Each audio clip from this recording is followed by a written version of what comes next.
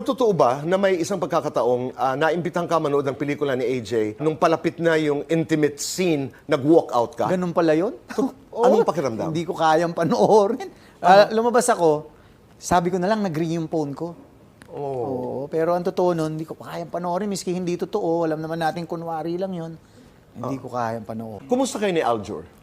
Nung una, siyempre, kinakausap ko si Aljur dahil yung anak ko, bata lang. Sabi ko lang kay Aljur, ikaw ba'y hiwalay? Opo. Alam mo, 3 bagay lang ang papakiusap ko sa'yo. Una, yung anak ko, bata pa yan. Pangalawa, yung biyenan mo, kaibigan ko. Ano kayang sasabihin ko sa biyenan mo pag nakita kami? Baka sabihin, kinukonsinti ko kayo. Sabi ko, ayos mo muna yung sarili mo, iyo. Wala naman akong problema sa inyo dahil buhay niyo yan eh. Pagdating doon sa buhay